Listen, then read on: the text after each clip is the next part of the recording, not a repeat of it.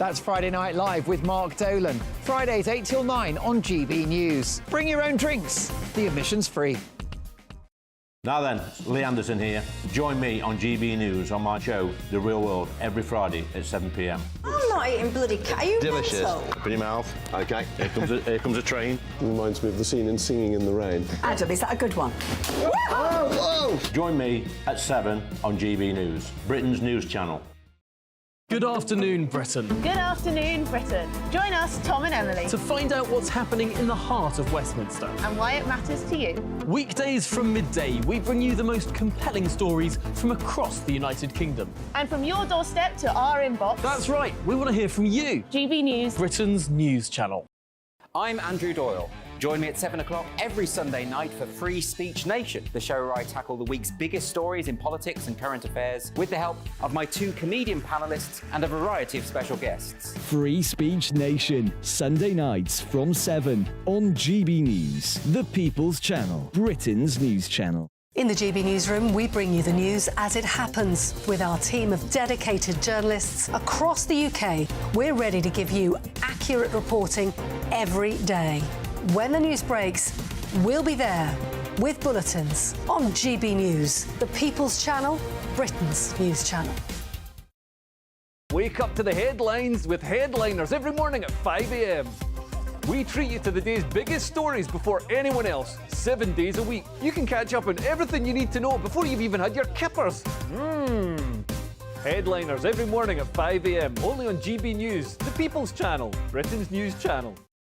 GB News, unlike other broadcasters, isn't obsessed with the London-Westminster bubble. We think there's a nation beyond the M25, and that's why we talk about the issues that matter across the land. Join me on State of the Nation, 8 to 9 o'clock, Monday to Thursday, on GB News. Daisy's listening, and you should too.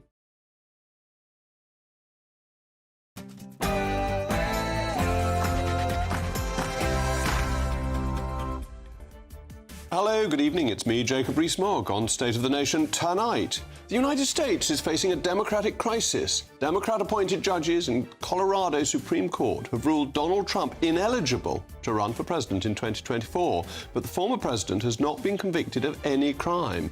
Does this create the risk that disenfranchising voters leads them to take to the streets? The largest strike in NHS history is upon us, and it's deliberately timed to cause the most harm to patients, with NHS chiefs saying that they have come at the worst possible time. When will the junior doctors compromise? The British Museum has boldly defied the eco-mob in signing a new deal advertising with British Petroleum. So does this simply show that the Just Stop Oil racket has failed in its disruptive agenda? Oh, and the ostriches. The ostriches at the Bank of England continue to keep their heads firmly in the sand. Inflation has fallen to a 2-year low of 3.9%, and yet rates remain at 5.25%. Is it time for the flightless birds to break the mould of bureaucratic groupthink and bring rates down? Plus, a new euphemistic term for eating less meat has popped up: demitarian.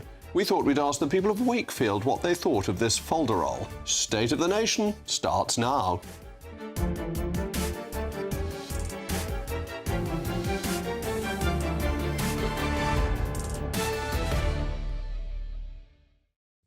I'll also be joined by my most pugnacious panel this evening, former editor of The Sun, Kelvin Mackenzie, and the historian and broadcaster, Tessa Dunlop. As always, I want to hear from you. It's a crucial part of the programme. Email me, mailmog@gbnews.com. But now it's what you've all been waiting for, the news of the day with Polly Middlehurst.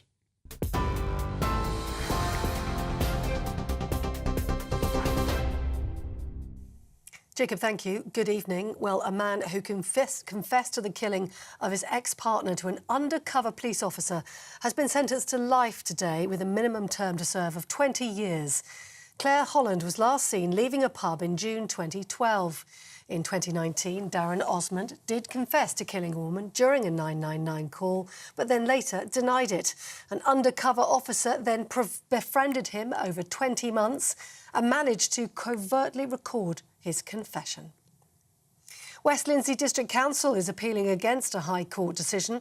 allowing the Home Office to house illegal migrants on RAF Scampton. The former airbase near Lincoln is currently earmarked to accommodate 2,000 single adult male immigrants.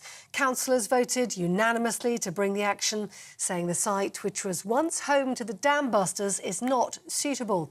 RAF Scampton had previously been earmarked for a landmark £300 million investment plan. The Chancellor today unveiled inflation figures, saying it's fallen to 3.9% due to difficult decisions the government made a year ago. Newly released ONS figures show UK inflation fell from 4.6% in October, so 3.9% as it stands now is still well above the Bank of England's goal of 2%. The ONS is saying, though, that a decrease in fuel prices is the biggest reason for that fall. Food prices are also rising more slowly. Baroness Michelle Mone says she has an audio recording of a senior civil servant offering to make a National Crime Agency investigation go away if she paid money to the government. It comes after she admitted she is set to benefit from a contract with PPE firm MedPro, which earned a £60 million profit supplying protective equipment to the NHS during the pandemic.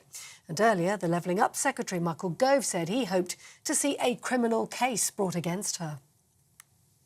The government says it profoundly regrets a decision by the Irish government to legally challenge its Legacy Act. It comes as the Irish Premier, Leo Varadkar, said his government had no option but to bring a legal case against the controversial act designed to address the legacy left by the Northern Ireland Troubles.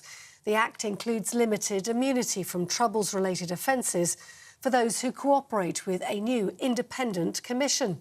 Ireland argues that some details in the so-called Troubles Act are incompatible with the UK's obligations under the European Convention on Human Rights.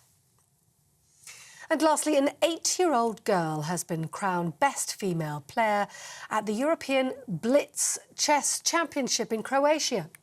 Bordana Sivanandan from northwest London scored 8.5 out of 13 at the event and finished ahead of seasoned professionals of the game. She began playing chess at the age of 5 and said she was proud of her performance over the weekend. I bet her parents were prouder. This is GB News across the UK, on TV, in your car, on digital radio and on your smart speaker by saying play GB News. This is Britain's news channel.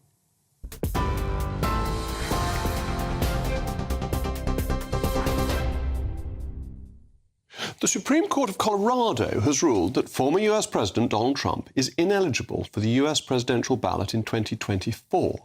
This means that as it stands, voters in Colorado will not be able to vote for Trump in the 2024 general election. The ruling is based on the accusation against Trump that he incited the 6th of January riot in an attempt to thwart Joe Biden's election in 2020.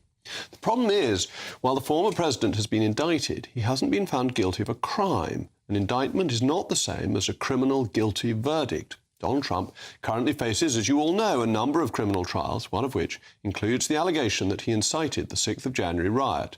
If he were to be found guilty, then perhaps the ruling carries more weight. However, there's nothing in the Constitution that says he can't run as a convicted felon or even from prison. There is indeed a precedent. The socialist Eugene V. Debs ran for the presidency from prison a century ago. But this ruling could cause a democratic crisis. Donald Trump is very popular with some supporters. He has a very strong advocacy base who are deeply committed to him. And if people do not have their candidate on the ballot, there's a risk that they will decide that their only recourse is to take the streets, perhaps creating the very insurrection the judges are objecting to. And this ruling plays into Donald Trump's hands. It reinforces the notion that he is persecuted by the political establishment, and especially by Democrat-appointed judges. It will inevitably embolden his base. So what was seen on January the 6th could be a mere taster, a mere hors d'oeuvre to what comes next. Most importantly, it highlights the danger of politicising justice, which is a fault of the US legal system that, since Blair's reforms, has been creeping into ours. All 4 of the Colorado judges who ruled against Trump were appointed by Democrat politicians, and they have each individually ruled along party lines. Now, we saw exactly the same thing in the 2000 election, in which the Florida Supreme Court, made up of a majority of Democrat judges, ruled in favour of Al Gore, while the Supreme Court, a majority of appointed Republican judges, ruled in favour of George W. Bush. Every single judge thought the law gave victory to the candidate of the party that had appointed them. The American system is therefore inherently politicised. And no doubt, when this case is taken to the Supreme Court, that is the US Supreme Court rather than a state court, it will rule again along party lines, in which case Donald Trump will win and will be allowed to stand.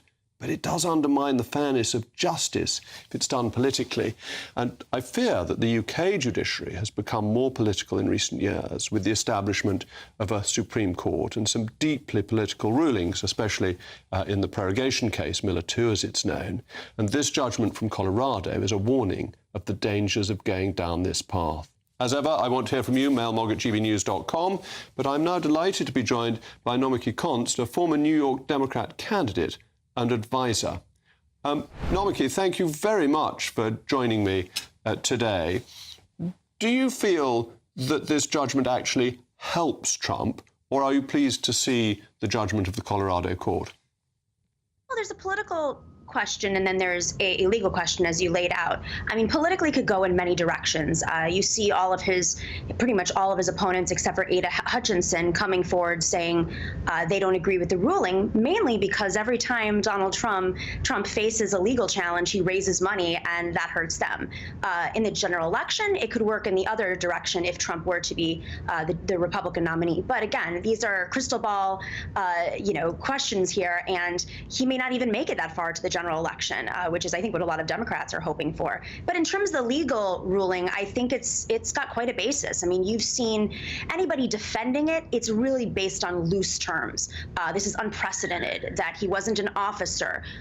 You see arguments like the Supreme Court is a conservative Supreme Court, so they may shoot it down. Or you've seen arguments that say that, we should just go through the impeachment process. But, in Bush v. Gore in 2000, the Supreme Court moved forward very quickly, knowing that having ultimate power in our country, the president's power, is very important. And so I think a lot of legal scholars, most credible legal scholars, have said that this is a fair and sound argument, as sophisticated as could be, that, he has aided and embedded extremists and people who've challenged the Constitution, enemies of the Constitution. He himself is an enemy of the Constitution. That's another provision that he could be challenged on in other states. there's a lot here to go at him with. And frankly, I think that he might be in hot water come Supreme Court time. And politically wise, just another point. Even though sorry, you say he's an enemy of the Constitution, but he was a duly elected president, that he was impeached not once but twice. Both impeachments failed following a proper constitutional process.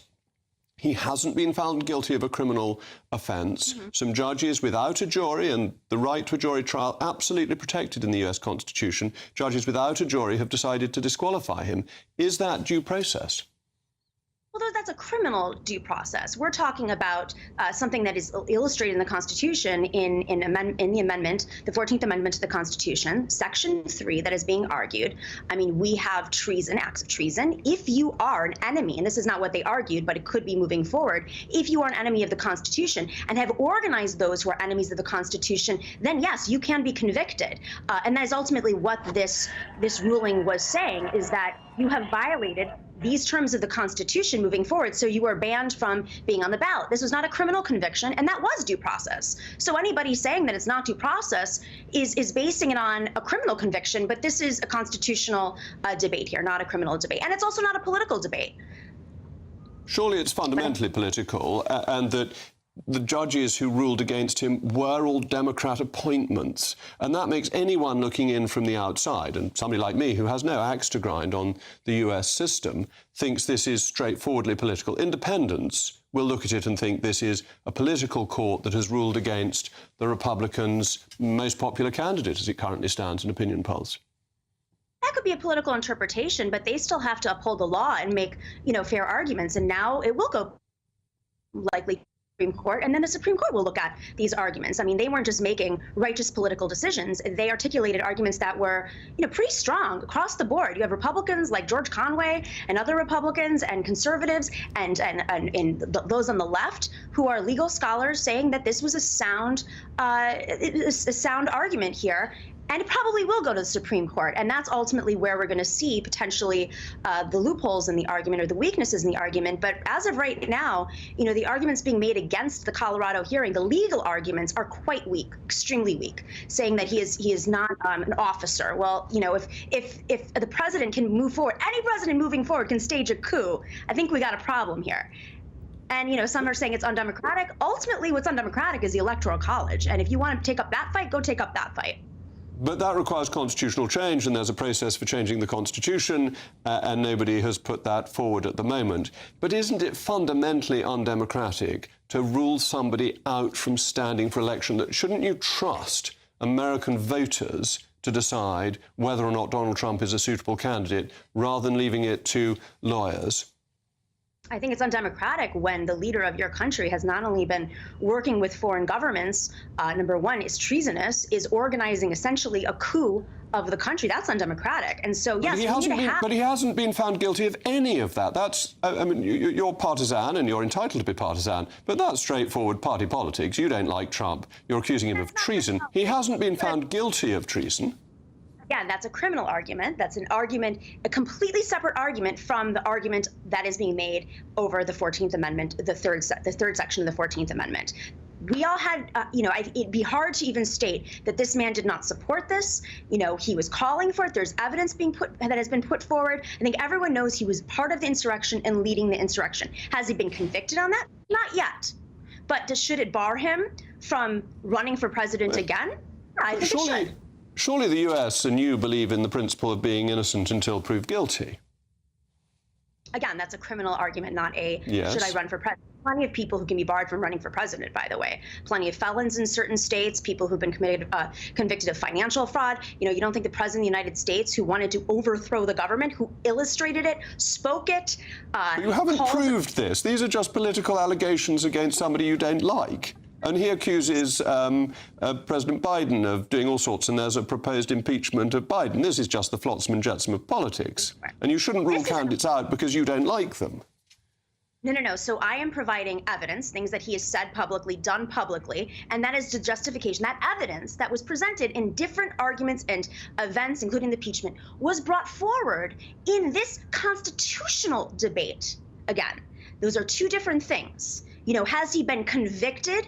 Has he gone through impeachment and lost his seat? No, he did not. But that does not mean that the evidence that has been put forward, the very public information out there, cannot be used as an argument in what the Colorado courts ruled. And I think ultimately that's why this is a strong argument, and why pretty much across the board legal experts around the country today said it's undeniable that he was involved in the insurrection. And if that's the premise of this, and the loophole is whether or not he was an officer, that's what they say the loophole is, it's pretty weak. It's a pretty weak argument, and plenty of other arguments you could move forward on as well.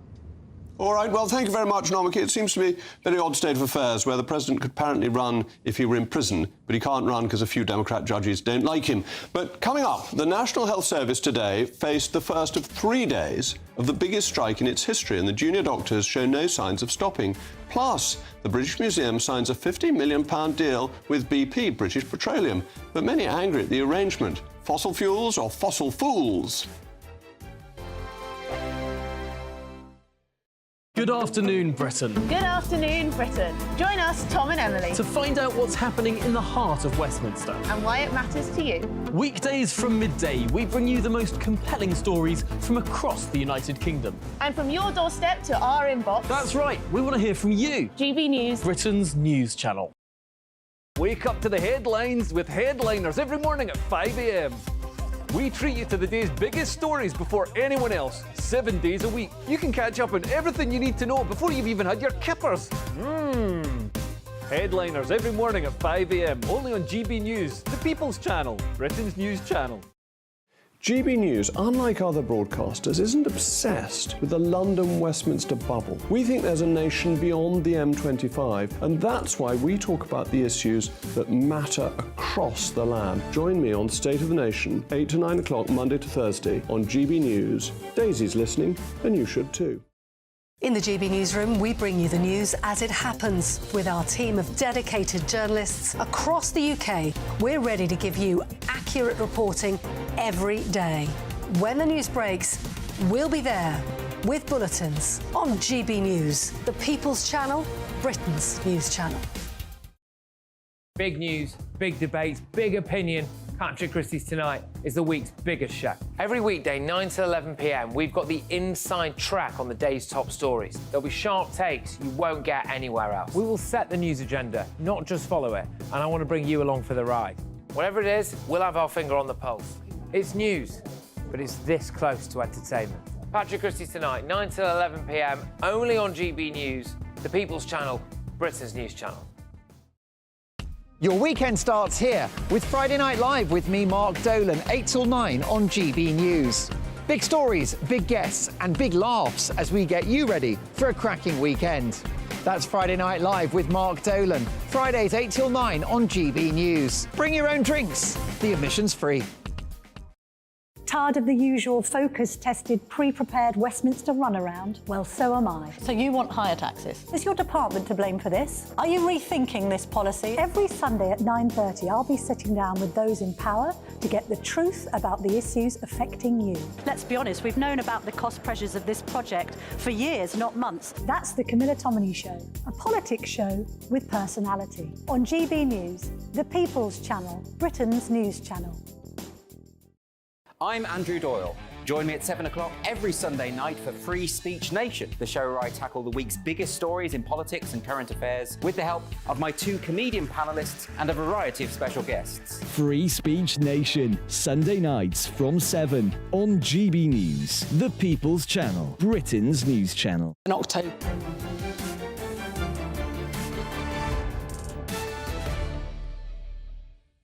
Welcome back. I'm still Jacob Rees-Mogg, and this is still State of the Nation. We've been discussing the US presidential election next year, and you've been sending in your views. Bernard says, although you're critical of the Colorado decision re Trump by democratically appointed Supreme Court judges, and that means people appointed by the Democrat Party rather than elected, the same is true in states that have Republican-appointed judges. The total system of the appointment of Supreme Court judges is totally corrupt.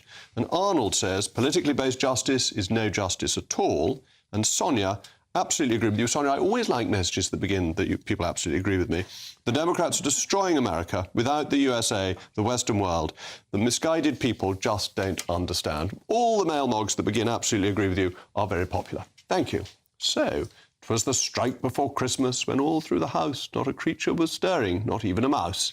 Except, of course, the junior doctors who were not just stirring, but engaging in the largest round of industrial inaction in the history of the National Health Service. Indeed, today marks the first of 3 days of strikes in the run-up to Christmas, which are expected to have devastating effects on the health service. NHS chiefs have said they couldn't have come at a worse time, as it's obviously winter and services, as usual, are busy.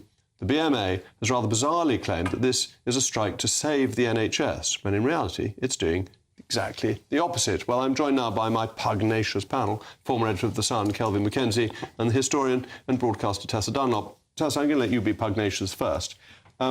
They have chosen a time when, by going on strike now, they almost have a fortnight of strike, don't they? Because they get the Christmas service and the New Year service, and this is really damaging for patients. I think they've already been on strike for 28 days, an unprecedented 28 days, and now this is 9 more over the Christmas period. The thing is, if you're striking, you want it to have maximum impact. We just need to look at the way in which the train drivers strike. It's like the lesson, the template, if you like, for all other strikers. And we know, how did they gum up last year, Christmas? They went on strike. So the junior doctors are following suit. And if you're going to strike, you need to strike effectively. And the way you do it is to hit at the heart of the Great British Family Christmas. So if I'm a striker and I want more money, then I've got to say, I think this action will be effective. But you've also got to put yourself in the position of somebody who's a doctor, and people are going to die. When the railway trains aren't running, nobody dies. This is just fundamentally different. Do you know, this is one of the great tragedies. It's one of the reasons why the mainly empathetic jobs, such as teaching, predominantly done by women, and nursing, predominantly done by women, 90% of nurses are female, are so underpaid because it's meant to be vocational. We're all meant to have in our hearts, you know, Florence Nightingale's spirit. And actually what's interesting about doctors is they combine both science and apparently empathy, and therefore they can leverage their compassion against their scientific training and just crank up or demand far more than your humble carers, those nurses settling, I think, for 6% when the junior doctors are asking for 11. But Jacob, we cannot get away from the fact we live in the globe. We may want to be Little Britain and pull up the drawbridge, but there is a shortage of healthcare workers, including predominantly doctors. So if we want the best, if we want to recruit the best, I'm afraid that means you need to pay them the best rates. Well, market forces, Kelvin, we're all in favour of those. Right, if you want market forces, I am massively, this is my argument, massively in favour of that. Don't work for a monopoly and don't be a member of a trade union. If you really think that you have a value, which isn't only there collectively by killing somebody's mother, right? If you honestly believe that, let's start seeing a privatised health service, for instance, like Ireland, where 65% have to pay and 35% the skin, right? They don't have to pay. Let's have that. But let's also deal with the issues about junior doctors. They are supposed to be, I don't know whether they're supposed to be empathetic. They're not skint. They make between 30 and 95 to 100,000 now. 68,000. Stay out. Right. Now, honestly, we meet a guy actually in the green room who's coming on to you later, right? He is 33, makes 55,000 a year. As a public sector worker, they are the highest paid, and they should be, right? How do you feel about, I don't know, how old is your mum? 81. Right. So she's not very well. A&E, of course, she's in Scotland, of course, where, of course, you know, I think they actually did write the cheque, actually. On the Southerners' money, by the way. On Southerners' money. You could argue this strike is going to be fully resolved by Humza Yousaf because he's now going to introduce that higher tax rate, which means all those Scottish doctors that didn't strike are going to be heading south because they're going to want to avoid the higher tax rate. As with everybody else. That's why the train system will work so well, because the whole of Scotland will be heading down here to avoid... Not the whole of Scotland, just the higher runners. But there is... Well, I think the key presume point you here, do need clever people in Scotland. But there is a key point, is do you want to pay for the best? I do not want to pay with somebody with a gun next to my mother's temple. I tell you that now. I don't care. They can go on strike for 1,000 years. That moment is over. They are not wholly underpaid. The consultants have just had a 20% pay hike. How can you justify that and not give it to the juniors? At the end of the day, the consultants actually are running the A&E. So without them, if you had a broken leg, you'd have some pancreatic issue, junior you've got doctors cancer. Become consultants, so that's their pay increment. They get paid more as they progress through their career. They become consultants, and they're extremely well paid. But the That's extraordinary perfectly thing fair. is the consultants who've just been given a massive pension break and be given nearly, in some cases, 20 grand extra on their pay packet, never had to pay 100 grand for their extensive education. But that's just the way life is. The current tranche of junior doctors, to be fair, are lumbering under massive, unprecedented debt that you didn't pay for your slightly pointless degrees, and that I didn't pay. So I do have a degree of... Well, hold on a second. I haven't got a degree. I'm just saying, who would you rather? Jacob Rees-Mogg, and I think your pay is going to go up as an MP to £93,000. Are you more valuable this Christmas with your history degree as an MP on £93,000, or is a junior doctor more valuable? Junior doctor, only paid a junior doctor is worth when they start 25, 30, 35,000, whatever they're worth, right? They go on like that, and eventually they end up at the very people you're decrying, the consultants, making, as far as I can see, about 200,000 a year out of the NHS, and at the same time, every time you go and see a consultant about an ingrown toenail, it costs you 240 quid. So don't try and pretend anybody... Do you really pay 250 for your toenails? 240 quid, actually, to be told there was nothing wrong with me. I don't think we need to go into people's toenails. It may distress people eating their dinner. Apologies. But these junior doctors do become consultants. They do then get, as Kelvin's saying, very well paid. They have a ladder that they're going up. The truth is, I think we'd all always rather care for our own. And I only know this because I spend a lot of time in Romania. They were training and they were losing more doctors than they were training year on year. So what did they do in 2018? They looked at the figures and they increased doctors' pay by 70%. And guess what? They now retain more doctors than they lose. We're not training enough. That's the problem. Well, we train more. We think the health service can predict how many they're going to need in 7 years' time, and it gets it wrong. Right, well, the General Medical Council needs to look at the number that we train, but in the meantime, we actually need to stop some of them going overseas. It's a really competitive market. No, we don't. But the ones we don't. who- We don't need to do that. Calvin. What we do need to do is to stop whoever it is that decides that that X number of people should become medical students, and we should open the doors up, because what with Google and with technology, the idea that they can sort of go to you and say, "Oh, I think it's arthritis," right? That day is now over. Many, many more people, pharmacists particularly, can take much of the burden away from doctors, and doctors will be pleased. And people tell me who know about these things, say that AI will actually reduce the number of doctors that we're likely to need in the future. And then that pay will decline. But we're going to draw stumps there on this particular discussion, because a bizarre new report issued by the United Nations tells that, why anyone listens to the United Nations, I don't know, tells us we can help tackle the scourge of climate change by going demitarian. That is, demi-tarian, not demetarian. My top team of researchers tells me that the term means a conscious decision not to reduce but not eliminate meat consumption, usually with a bogus environmental motive. Well, Vox Populi Vox Dei, we asked the great people of Wakefield what they thought of demitarianism, and the people have spoken. I don't think I would do it for the planet. I'd do it for health reasons, but what little we do for saving the planet is minimal to what the rest of the world's doing to the planet. I would, yes, because I think we've all got to do our bit to help save the planet, as well as look after our health as well. I don't mind reducing my food because I think we overeat anyway. I don't believe in climate change. I'm an anti-vaxxer too. Not really, love, no. I hardly eat anything now. Demitarian, what's that? Well, I think that settles it, and you should listen to the song Boiled Beef and Carrots, Don't Eat Food for Parrots. It's a music hall song from the early part of the last century. Coming up, inflation has fallen, but interest rates remain firmly high. Is it time for the Bank of England ostriches to get their heads out of the sand? Plus, the British Museum signs a £50 million deal with British Petroleum, but some are angry at the arrangement. Fossil fools or fossil fuels?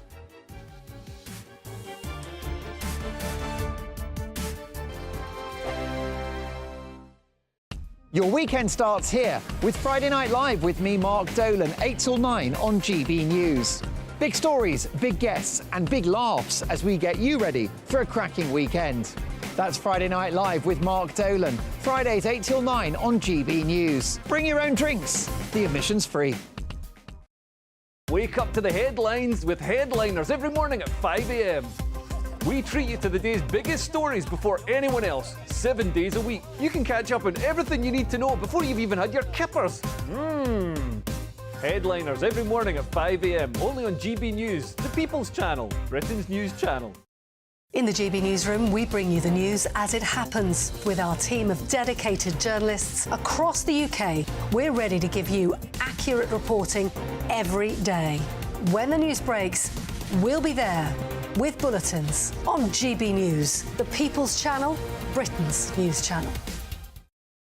Big news, big debates, big opinion. Patrick Christie's Tonight is the week's biggest show. Every weekday, 9 to 11 p.m, we've got the inside track on the day's top stories. There'll be sharp takes you won't get anywhere else. We will set the news agenda, not just follow it, and I want to bring you along for the ride. Whatever it is, we'll have our finger on the pulse. It's news, but it's this close to entertainment. Patrick Christie's Tonight, 9 to 11 p.m, only on GB News, the People's Channel, Britain's news channel. Good afternoon, Britain. Good afternoon, Britain. Join us, Tom and Emily, To find out what's happening in the heart of Westminster. and why it matters to you. Weekdays from midday, we bring you the most compelling stories from across the United Kingdom. And from your doorstep to our inbox. That's right, we want to hear from you. GB News, Britain's news channel. GB News, unlike other broadcasters, isn't obsessed with the London-Westminster bubble. We think there's a nation beyond the M25, and that's why we talk about the issues that matter across the land. Join me on State of the Nation, 8 to 9 o'clock, Monday to Thursday, on GB News. Daisy's listening, and you should too. I'm Andrew Doyle. Join me at 7 o'clock every Sunday night for Free Speech Nation, the show where I tackle the week's biggest stories in politics and current affairs with the help of my 2 comedian panellists and a variety of special guests. Free Speech Nation, Sunday nights from 7 on GB News, the People's Channel, Britain's news channel. GB News is Britain's news channel, and now you can support it. All you have to do is scan that QR code that's up on your screen right now, or you can go to gbnews.com/support and become a GB News member. You'll have fantastic benefits. We're also going to organise special events where you as GB News members can meet the presenters, the on-screen faces. Scan the QR code or go to gbnews.com/support. Thank you so much.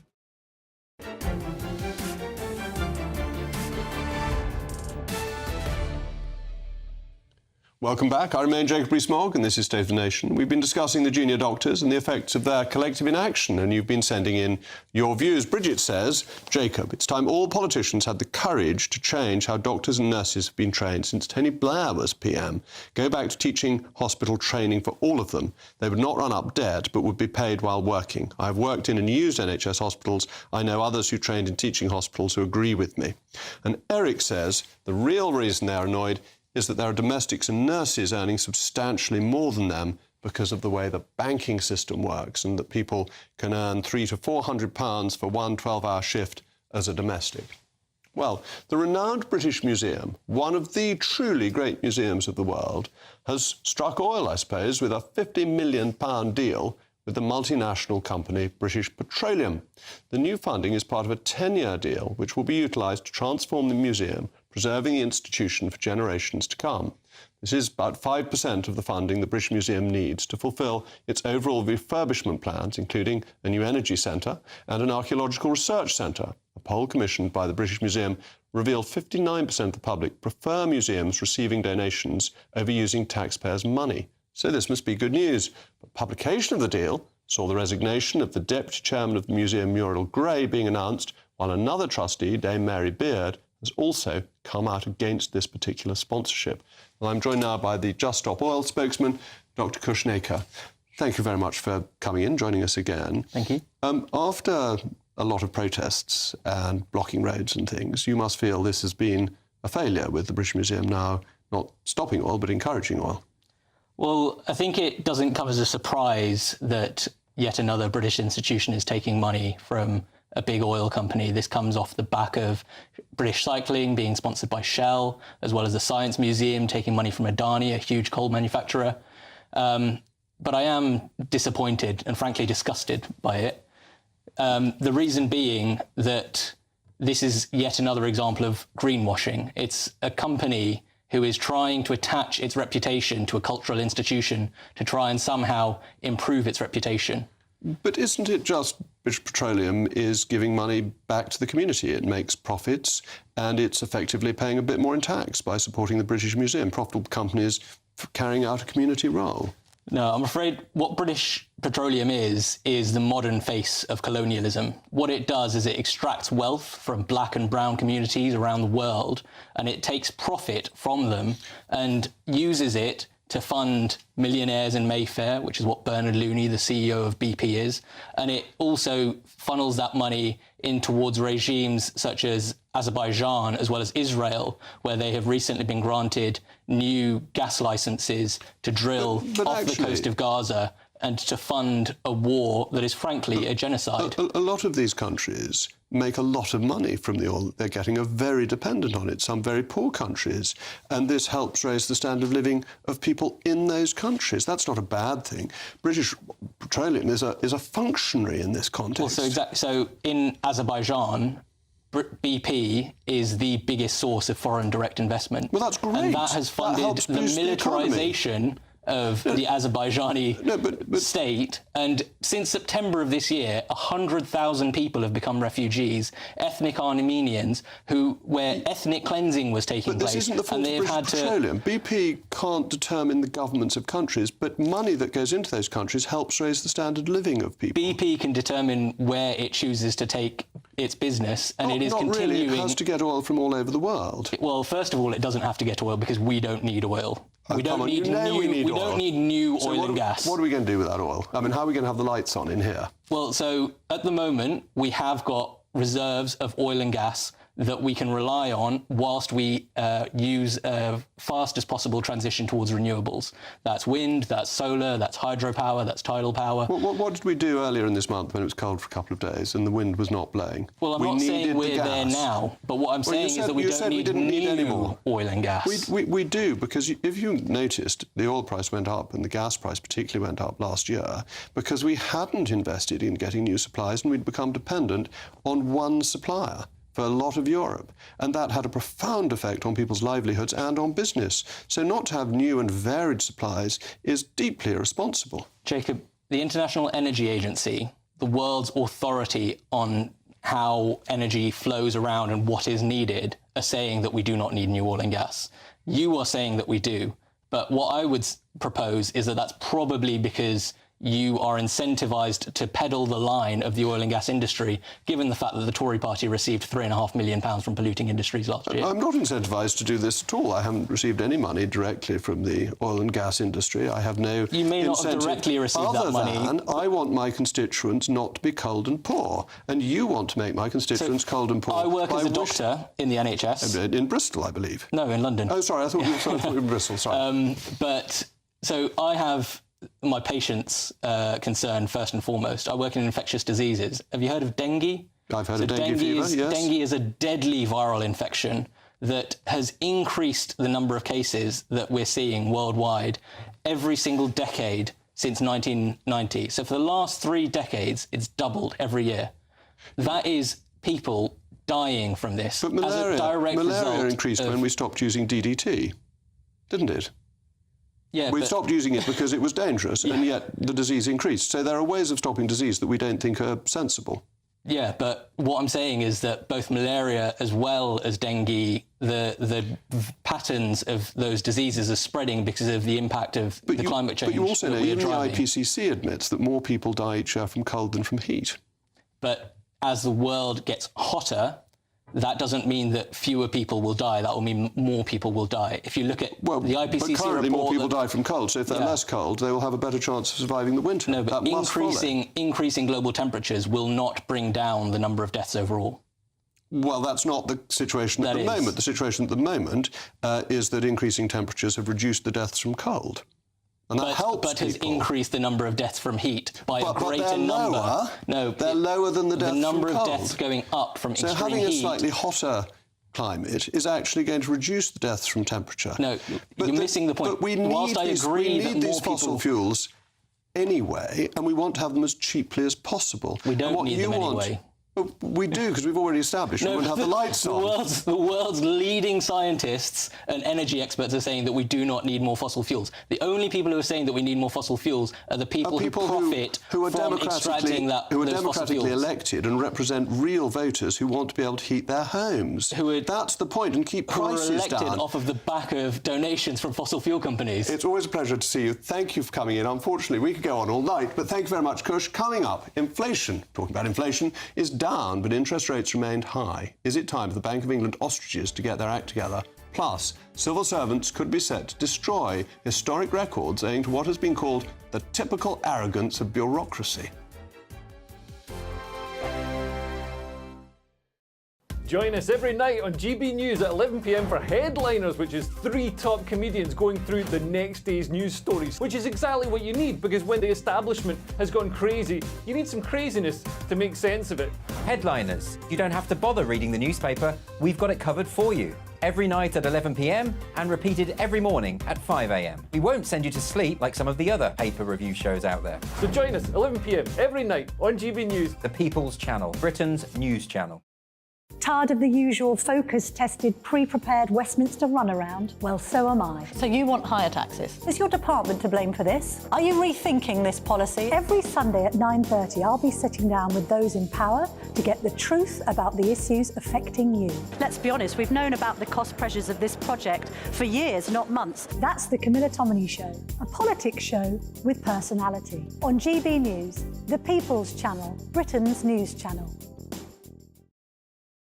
I think the most exciting bit for me is talking to people. People who I think are ignored often by the major news channels we're going to give news they want to hear. There's a voice there that needs to be heard. I think there's a chance here for a diversity of opinion to be expressed, which you don't find elsewhere. It's really exciting. We don't hold back. We're free to say how decisions that are taken here affect us all around the country. Only on GB News, the People's Channel, Britain's news channel. Good afternoon, Britain. Good afternoon, Britain. Join us, Tom and Emily, To find out what's happening in the heart of Westminster. and why it matters to you. Weekdays from midday, we bring you the most compelling stories from across the United Kingdom. And from your doorstep to our inbox. That's right, we want to hear from you. GB News, Britain's news channel. Every Sunday from 11, join Michael Portillo. There will be topical discussion, looking at the week before and the week to come. So kick back and relax at 11 a.m. on Sundays on GB News with me, Michael Portillo. GB News, the People's Channel, Britain's news channel. Your weekend starts here with Friday Night Live with me, Mark Dolan, 8 till 9 on GB News. Big stories, big guests, and big laughs as we get you ready for a cracking weekend. That's Friday Night Live with Mark Dolan. Fridays 8 till 9 on GB News. Bring your own drinks. The admission's free. Big news, big debates, big opinion.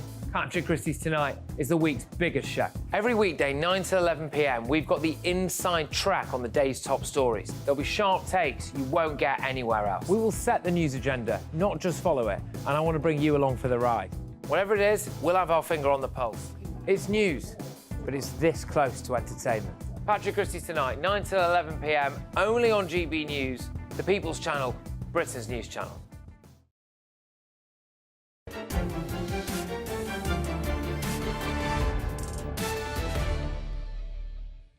Alan, you're a great hero on the Demitarian. You know the same song as I do. Boiled beef and carrots keeps you fit and keeps you well. Don't eat food for parrots. Enough of this vegan nonsense. What would happen to all the animals that you'll need to cull to manage the environment? Put them into pet food.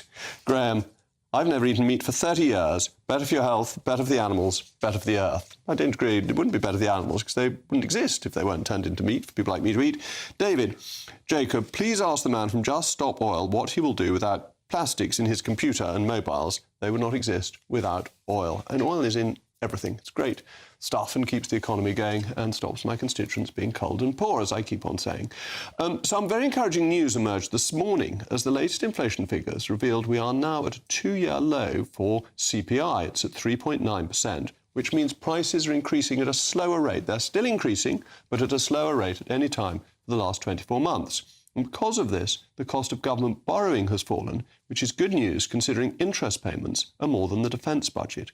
But all eyes have refocused on the Bank of England as its ostriches recently took the decision to keep interest rates at 5.25%. But with inflation falling, surely it's time for their heads to be lifted from the sand and to bring rates down. Well, I've got my pugnacious panel with me. Come on, Mr. Pugnacious himself. Is the Bank of England completely useless? Yes. And so Andrew Bailey, it was a shocking decision for lots of reasons, of which he will know at least one of them, including a very bad report when he was running the financial watchdog. And he, of course, was completely wrong by being much slower to put them up. If he'd just followed America, we probably wouldn't be in this position now. So now he's saying the opposite. He's saying it's going to be post-summer before we're going to reduce it. I don't think he understands what that really looks like for people with mortgages and also companies. Everybody in their life is facing a problem connected with high interest rates. Now, they're not as high as I can remember some of them, right?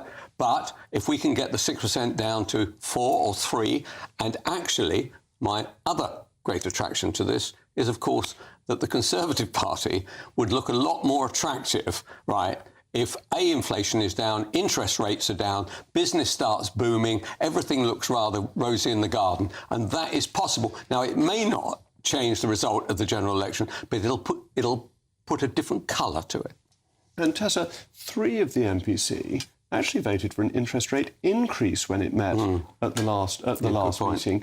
Are they not paying any attention to what's going on in the economy? I do find you fascinating, you Conservatives, because on the one hand, you can't possibly pay impoverished doctors and nurses more because it will be inflation fueling. They're not impoverished. They're not impoverished. They are the highest paid public sector workers. They make up to nearly 100,000 a year. Don't keep saying that, Tessa. Right. I think I just triggered him. In other news, so you don't want to give excess pay rises to public sector workers because it would be inflationary. But on the other hand, you're braying to bring down interest rates. Now, forgive me, but that is somewhat confused and mixed messaging. And I would argue that one of the great problems is a huge amount of the population has been encouraged to over-leverage, and therefore, politically, when you're about to go to the polls, I can see it's an incentive for you to bring down interest rates. But is it best for the economy? Well, your point on over-leverage is a very important one. And yes, there is a lot of debt in the economy, both at the government level and at the private level. But that means that rises in interest rate have a deep effect. And that, therefore, if you've seen inflation fall, you ought to be sensitive to that. And it seems to me the Bank of England wasn't sensitive, as Kelvin was saying, when inflation was rising, and isn't being sensitive now it's falling. It's the touch on the tiller that they're not getting right. It is indeed, but interestingly, far fewer people have defaulted on their mortgages than was anticipated, despite these higher interest rates. And secondly, inflation hits the poorest the hardest, and the poorest are not leveraged. They don't have mortgages. So forgive me for caring about those who probably are never going to vote Conservative at the polls. The only reason that there hasn't been a big rush to the banks is one, because people own a huge amount of their houses. Actually, that's what turned out to be. A lot of people own their own houses, and secondly, because the banks are prepared to take it on the chin rather than doing effectively what happened in Spain eventually, which eventually all the banks went bust. So they are currently actually accumulating the problem themselves, the mortgage banks. Now, that wouldn't continue, and if we go back down to 4 or 3%, actually the country will be in very good shape indeed. I see nothing but good news for our economy over the next year. I'm a massive optimist. And the poorest do have debt. They don't have mortgage debt. And that is sensitive to interest rate rises plus a margin. So a quarter point for somebody who is less well off ends up being much more than a quarter point for somebody on a mortgage. But we know that when you have inflation, it tends to hit essential goods like food the hardest, and that is effectively a salt tax on the poorest. It's absolutely right to try and crush inflation. The problem is the bank was very slow to start with and let inflation get out of control, and now it seems to have succeeded. It's being very slow to reverse. It's sort of overcompensating for its early mistakes. It's like an oil tanker. It's very slow and it's not sufficiently sensitive. That's right. So that's great. So if you don't win at the next election, I think perhaps you could return to banking, Jacob, and sort it all out. Can I say this?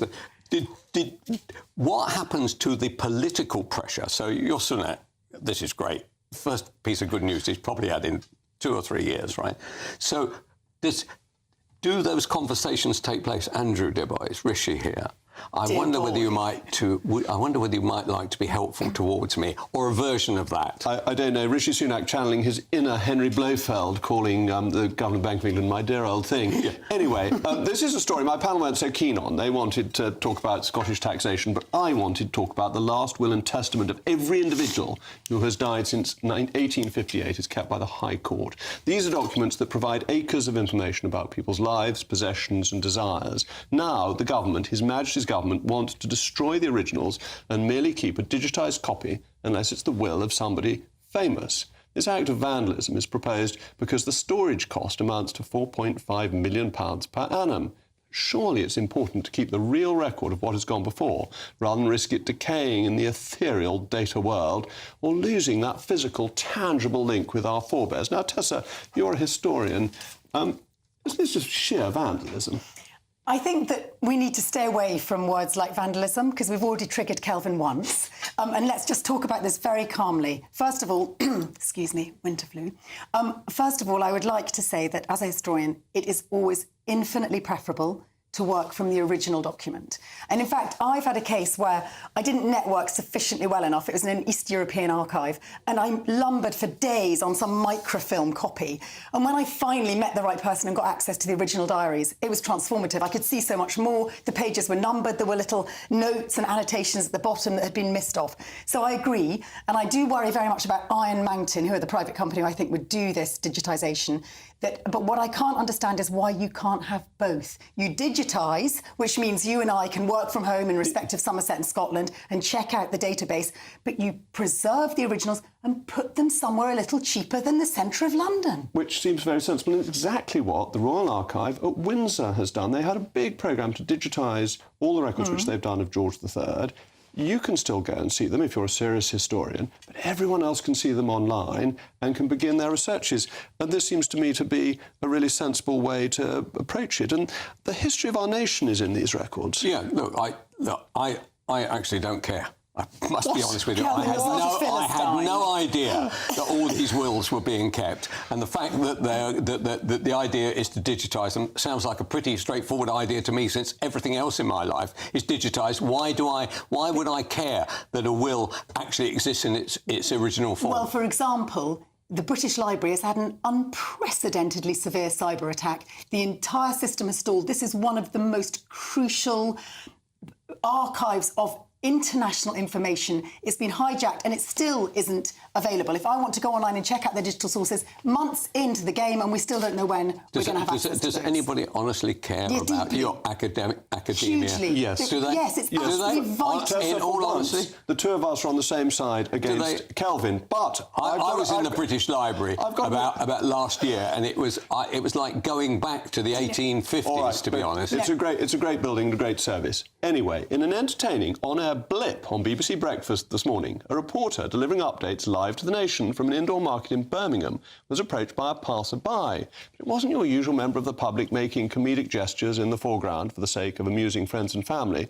This time, BBC reporter and presenter Ben Boulos, donning a regulation high-vis jacket, was interrupted by a customer in need, mistaking him for a member of staff. We can have a look at the exchange. The rate at which those prices are rising has slowed down again. Now, they look at a typical basket of goods and services. I don't work here, I'm just doing the news. Sorry, the typical basket of goods and services has gone up in price. Well, I've occasionally been mistaken for a member of staff in Fortnum & Mason, which I always enjoy, and I try to be helpful if I can and send people to the relevant department that they're looking for in the hope that somebody will give me a tip. Unfortunately, this has never yet happened, but if you see me and ask me for directions in Fortnum's, I really won't be offended if you give me half a crown. Has this ever happened to you? Let me know, mailmog@gbnews.com. Anyway, on that happy thought, that's all from me. Next up is Patrick Christie's. Patrick, what have you got on your bill of fare this evening? I will never forget the time you pointed me in the direction of the cheap foie gras at Fortnum & Mason's, Jacob. But loads on tonight. Should junior doctors get back to work? Nigel Farage joins us to talk about whether or not asylum seekers should be getting any kind of taxpayer-funded allowance. Keir Starmer, well, his track record as a legal boffin is under the microscope. Did he get violent thugs released early from prison? Jeffrey Epstein's little black book is set to be released. Oh, and there's a Sports Personality of the Year tokenism row. Who should have won? Was it really a female goalkeeper? All of that and more. Well, Stuart Broad unquestionably should have been Personality Sportsman of the Year because it should always be a cricketer. It's the one sport that everybody should be interested in. It's fundamentally English and a great sport. Anyway, that is all from me for tonight. I shall be back tomorrow at 8 o'clock. But you're going to be having the opportunity to listen to the weather. And as you all know, the weather in Somerset is going to be so exquisitely, extraordinarily and exemplarily wonderful that everyone elsewhere in the country will wish they were there. Good night. A brighter outlook with Box Solar, sponsors of weather on GB News. Hello, good evening. Welcome to your latest GB News weather update from the Met Office. Thursday is going to be a very blustery day for the UK with a wind warning in force for a large swathe of the UK. That's as Storm Pia, named by the Danish Met Service, will sweep this frontal system across the UK. The strongest winds are expected to be into the North Sea, but we will see some very gusty winds across the bulk of northern areas of the UK. Before then, though, we'll see a lot of cloud around through the rest of the night, persistent drizzly rain across northern and western areas. That rain will give way to blustery showers across the north of Scotland by tomorrow morning, and at this point the winds really strengthen. We could see storm force winds across the Northern Isles, but gales quite widely where we do have that warning in force. That rain band sweeps southward through the day, so the skies will become clearer. There will be some sunny spells by the afternoon, but as I said, it is going to be a very blustery afternoon, and there will be some quite intense showers moving in from the north and west.